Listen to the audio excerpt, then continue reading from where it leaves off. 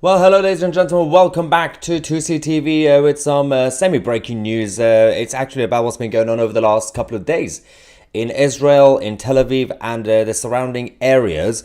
Unfortunately, obviously, the protests against Netanyahu's government obviously has continued the pressure against the prime minister, and there has been some confrontation between the protesters that has happened. There's basically essentially three different incidents that have been gaining a lot of attention. One is the clashes between the protesters, obviously the pro-government, anti-government side. We also and the settlers. We also had obviously a very potential situation of stabbing that was prevented luckily. And this one was actually an Islamist that was taken away by the police in Israel. So that's the second situation that we've had to deal with. And the third one, which was an explosion that happened earlier today as well. And of course, this actually has a criminal background in regards to what has happened. A 30-year-old man was seriously injured. This was in Petah Tikva, 6 miles east of Tel Aviv. So obviously we've got the confrontation, the clashes between certain protesters. You've got the actual stabbing that was prevented by the police, luckily, and of course this situation in Petah Tikva as well. We do have a short video footage of this one actually.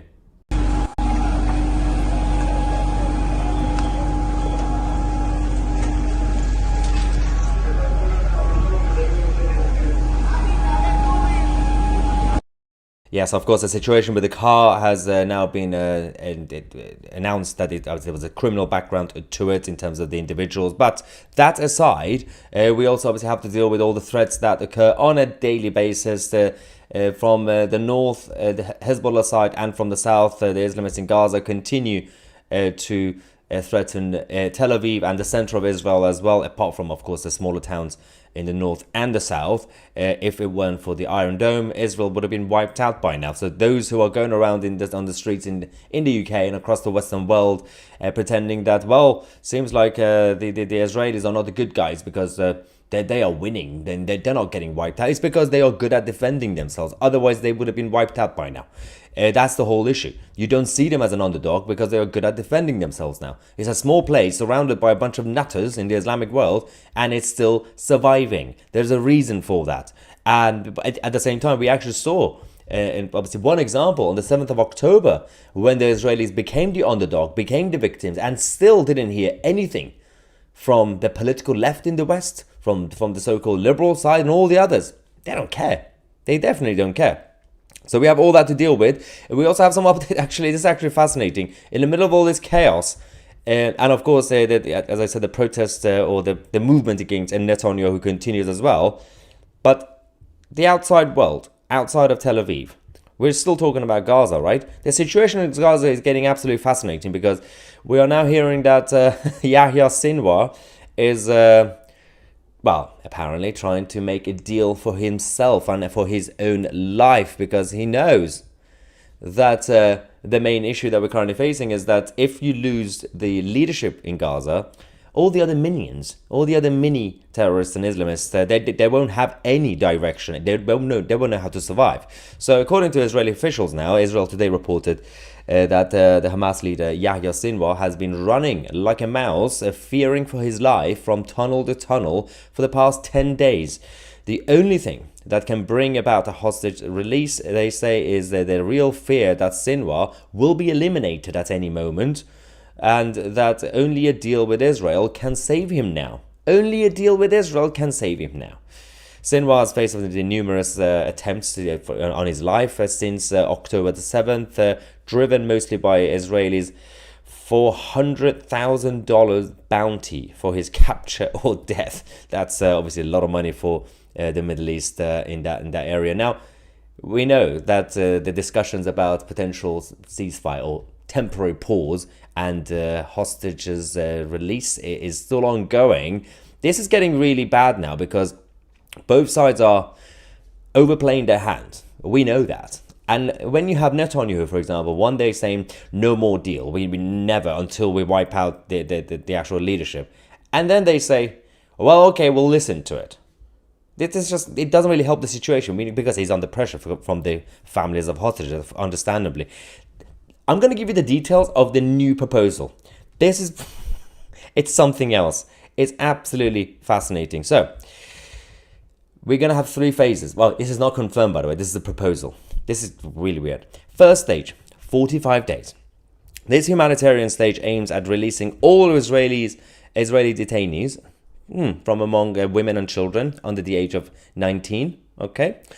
The elderly and the sick, in exchange for a specific number of Palestinian prisoners, in addition to intensifying humanitarian aid, redeployment of forces outside the populated areas, allowing the commencement of reconstruction of hospitals, houses and facilities in all areas of the Strip, and permitting the United Nations and its agencies to provide humanitarian services and establishing housing camps for the population. Are you kidding me with this?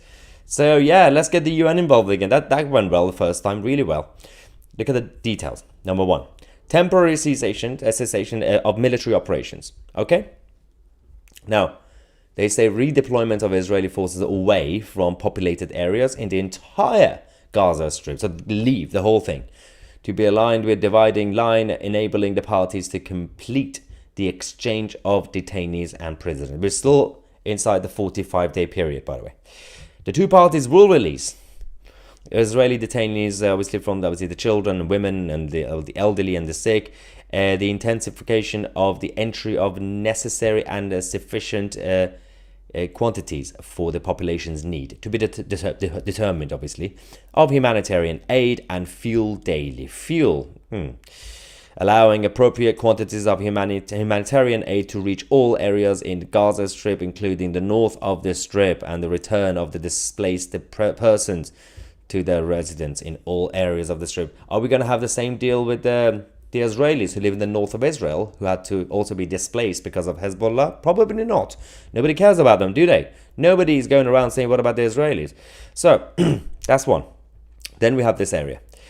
Reconstruction of hospitals across the Strip and introducing what's necessary for establishing population camps and tents for sheltering their population. This is the job of the actual Hamas leadership. They should have prepared all this stuff. They should have had shelters for people, but no, they have tunnels for their own people, but not the actual civilians. That's the problem. Beginning of the negotiations regarding the requirements necessary for restoring complete calm. We had calm on the 6th of October, by the way. All right. The attached appendix with details of the first stage is an integral part of this agreement. So that was the first stage, right? Then you have the second stage, 45 days. Again, the completion of indirect negotiations regarding the requirements necessary for the continued, obviously, ceasefire and return to a state of complete calm must be announced before the implementation of the second phase. This stage aims to release all detained men, civilians and all the others in exchange for a specific number of Palestinian prisoners, and of course the humanitarian aid to continue to go in like the first stage, withdrawal of Israeli forces outside the borders of all Gaza Strip areas, and the commencement of a comprehensive reconstruction of houses, facilities and infrastructures destroyed in all areas. So what was the point of all this? So that's the second phase. Then you got the third stage. This stage aims at exchanging the bodies and remains of the deceased between the two sides after the identification and the continuation of humanitarian measures from the first and second stages, according to what will be agreed upon in the first and second stages. Right. I mean, seriously? And we're going to have to trust them because they're going to use the UN agencies to be the moderators. You already have so much aid going in there. People are not receiving it because the leadership in Gaza are taking it away from them. And nobody is saying anything about this. It's a complete S-show, let's just say. Kevin Grant says, Maya Tusi is a mouthpiece for far-right politics. For the record, I'm a mouthpiece for the libertarian side of politics. Nationalism and libertarianism is my idea. Also, I'm my own mouthpiece. Essentially, I'm my own propaganda machine. I don't have to do for anybody else. I've got my own agenda, you know it. Freedom for everybody. Freedom and peace for everybody. And that is my only agenda. And also to get to 400,000 subscribers.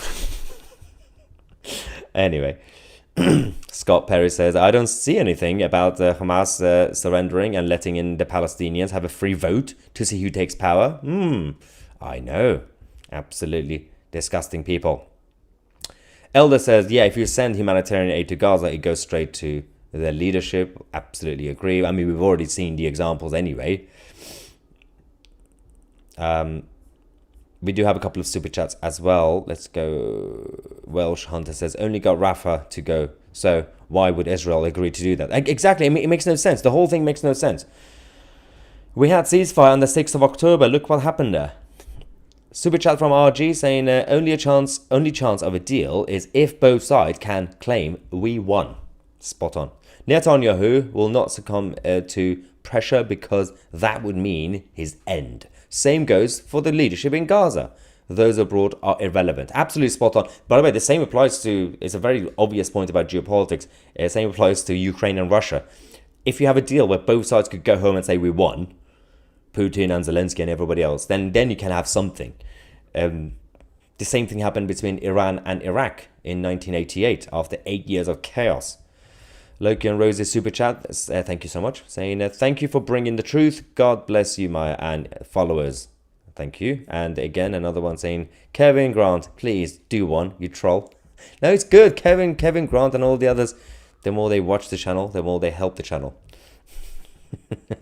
Barry Collins says, Kevin Grant doesn't even know what he speaks. Typical comment from a far left. Anybody to the right of Stalin is essentially far right to these people. That's an interesting comment. It never pays to give in to anything for the enemy. It only makes things worse. Margaret Thatcher and Ronald Reagan had a very specific policy on this, saying we will not negotiate with these thugs or any sort of thugs. And we had the same situation, of course, with the Iranians when they did the embassy, the American embassy in Tehran, and Jimmy Carter messed it up, and of course, the Ronald Reagan had to come out and fix the whole thing. But it wasn't really about those two. It was about people behind the scenes. United Nations needs to stand trial for all the crap that the UNRWA did. Well, the United Nations and the European Union, let's not forget, the European Union had not really helped any situation with all the nonsensical ideas that they've come out with, especially when it comes to international affairs. First, the fact that the European Union want to have this EU army nonsense. They want to basically be the world police. And then they go around making a mess, even in the Middle East. What's that got to do with you? You're supposed to be the union for the Europeans. You're not some sort of like NATO American empire thing. It's chaotic. We already have those guys to deal with, the Western globalists from America. And then you have to have the European Union as well. And you got the Chinese from Beijing and the Iranians from Tehran. It's a complete mess. And all of us in the middle of this, we are the ones getting affected by this. Alexander says, they are afraid of you, Maya. You're the real TV. Keep up showing and telling the truth, but watch out for the enemy. Absolutely. The peace agreement could be the end for Israel. Yep. Come to think of it, I thought that the US didn't negotiate. I know. I love how the American government, who have a policy of not negotiating with terrorists, they're going around putting pressure on Netanyahu to do it. I'm like, pot kettle, stupid. Are you kidding me with this? I don't think you can take any moral lessons from the American leadership at this point, especially the US Democrats and Joe Biden. It's crazy. Coventry Punk says, people are mentioning the amazing that you do, Maya, on the comment sections on Harris Sultan's channel. I have no idea what that is. I'll check it out. Harris Sultan. Okay, thank you very much. I appreciate this. Gil, is it Gil? Saying, of course, Hamas wants all the criminals that are jailed in Israel for the exchange of hostages. They want to arm them and then fight against the IDF. The fascinating thing about this proposal is the fact that you literally have a situation where you've given permission to Gaza and the leadership there to give you the names of which prisoners that they are in Israel, the criminals, Palestinian criminals, which ones they want to be released. So, of course, they're going to pick the best ones, the most effective ones. I mean, they've been arrested, so they're not really that good, are they? But it's a dangerous thing to do. If they had innocent civilians somehow being arrested by the Israelis, of course, I would say release them as well. But they're not innocent civilians. Kevin Grant says, I am mixed race. Don't think you lot would give me a hug. No, see, if you were like me, 100%, well, non-white. I mean, it's like a bad cup of tea skin color, so olive skin. Basically, I'm not white. Yeah, they will hug me. But no, mixed race, no hug for the mixed race. That's the most stupid comment. Also, what is the obsession that the left have with skin color? It's fascinating, isn't it? Only they care. And also, even these days, the liberals as well. Oh, the liberals. Liberalism has been destroyed by liberals these days. And because I classify myself as a classical liberal, but I cannot be associated with these guys anymore. Keith Hill, that's the problem with the truth. So they say they want peace, but they don't know what the word means. I mean, look, you've seen the proposal. It's complete nonsense. You had initially the Qataris trying to pretend that they want to moderate, and then they got the Egyptians, well, then they got the Americans. You literally have the Secretary of State in Israel right now, in the Middle East right now. The Americans want to be the moderators. Yes, we trust them. The Americans. It's the same Americans that we had to drag into the Second World War, and then since then they were like, well, we're gonna have to police the world now. Victoria West says, sadly, not one of us know who the troublemakers are from all the channels. Unless we are able to remove the trouble, the silent majority will never stand with the rest of us. Well, the silent majority, a lot of them are scared because of, obviously the intimidation that they would receive. Absolutely agree. Scott says, I wonder how much Israeli intelligence is ramping up activities in Europe and the US to dig up dirt on leftist and anti-Israeli leaders. There's plenty of dirt to blackmail them on. It's hidden here. Yeah, this has been the obvious tactic from Mossad for a long time to make sure they have things on every essentially anti-Israeli Western leader. And it's been kind of effective. I mean, there's also a lot of allegations about the whole Epstein Island stuff, but even on a normal intelligence gathering and espionage, it's not really espionage anyway, it's just gathering information on people. And it's funny, people who criticize Mossad for doing it, do you really think CIA or MI6 or the German intelligence or the Russians or the Chinese, they are lovely people and they're just sitting there waiting for the enemy to come? Everybody's doing it.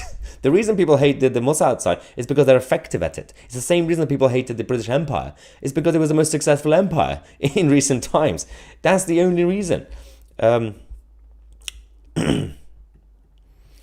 Pete says, let's not forget that we are talking about the biggest fraudster to ever get a position of power, Joe Bedwetter Biden. That is a huge allegations against Joseph Biden. He's a bedwetter, isn't he? I could see that happening.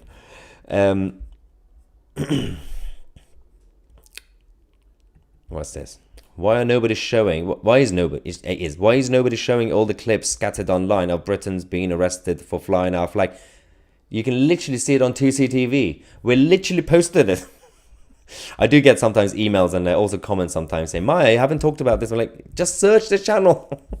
There's comments about saying, Maya, you've never talked about digital currencies. All you have to do is go on the search bar. When you're on the main channel, the homepage, just search keywords. You can find all the videos. I've literally talked about everything, apart from lizards from Mars. I should really make a video about lizards from Mars. Otherwise, I've talked about everything else. We've actually just done a video, but it was posted just before this live stream, obviously. It was about the latest British patriot who was arrested in England for carrying the Union flag, while the other Islamists are flying the Palestinian flag and all the other communist flags. They're allowed to do it. The police didn't care about them. Yeah, double standards. There's also a couple of updates later today, by the way. We're going to talk about the reaction to Tucker Carlson's interview with Putin, because the European Union are now they're declaring that Tucker Carlson is the enemy of the state. The European Union is not a state. You can't call someone an enemy of the state if you're not a state. Or you can't pretend to be a state. But of course, the European Union would do that. They want to ban him, basically, from Europe. What is this? Al-Jamar bin Laden. Brilliant. Israeli overproud for promoting IDF Muslim Arab. They are too ignorant for knowing Muslim Israeli is still a real Muslim. They are very... Okay, if this is about the Arabs and Muslims in Israel who are serving in the IDF, I can assure you, and I met some of them when I went to Tel Aviv, I can assure you they are as Muslim as the Iranians are Muslims, essentially, ordinary Iranians. They are actually loyal to Israel. They really care about IDF. They really care about their homeland. And they are fine living alongside Christians and the Jews and all the others and the liberal atheists in Tel Aviv. This comment makes no sense. I guess a lot of people also, if people in the West have only encountered extreme Muslims and Islamists, and I'm not just talking about Islamists like activists, I'm also talking about Muslims who have backwards views. If they haven't really met what I would probably call, well, plastic Muslims, but they're still Muslims, they're culturally Muslims, but they're not really followers of the text properly, they wouldn't know that there are also Muslims who are basically, I really hate the word moderate, but they are basically secular Muslims. But they're still classified as Muslims because they were born into it and it's a cultural thing. But they won't really follow every single thing. It's going to be the same applied to many other religions as well. The IDF Muslims are awesome. There are always a few bad apples. But I agree. I mean, I met when I met some of them, it was also the Christians I met as well. They're all friends. They're all dancing around because they are free in Israel to do whatever they want. Good reminder from Werner, Palestine does not exist and never will. I mean, at this point, never say never because of the international pressure on the Middle East. I could see a situation where eventually there will be some sort of state. Doesn't mean it's going to be the perfect solution. If only the nutters and the idiots would have just conceded in the 40s, saying, oh, well, I can have my own country, you could have your own country, let's just be friends. You don't even have to be friends. England and France were not friends for centuries. We got along eventually. Well, I mean, Macron doesn't help, but you could have had it in the 40s, in the 50s, in the 60s, in the 70s, and literally any time since then until the 90s, and then chaos happened. But of course, they don't care. As I said, the situation obviously when it comes to Tel Aviv and the surrounding areas has not really helped in terms of the tensions. There are 3 incidents that we talked about today. One was the actual clashes between the different protesters in Tel Aviv. Obviously, it's been getting quite tense, the whole situation, the pro-government and anti-government side. We also had the attempt to stabbing that the police prevented earlier today in Tel Aviv, and of course we had the explosion that occurred in the east of Tel Aviv, which is Petah Tikva. This one was actually now classified as just criminal, but we'll find out more about this. This was not a complete Islamist attack, but of course the attempt of stabbing was classified as an Islamist attack. Fortunately, didn't succeed. It was an attempt, but the protests against Netanyahu continue. And he's not backing down. His government continue to say the mission will not change, but we don't know how long it will actually last in regards to the unity of the cabinet and obviously the Knesset and everything else that they have to deal with on a daily basis.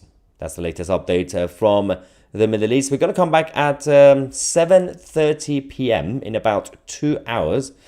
We are going to talk about the European Union putting sanctions on Tucker Carlson for going to Moscow. Yeah, we're going to give you the details of that, the sanctions against Tucker. Subscribe to the channel if you haven't already. I'm Maya Tusi, and we are the media.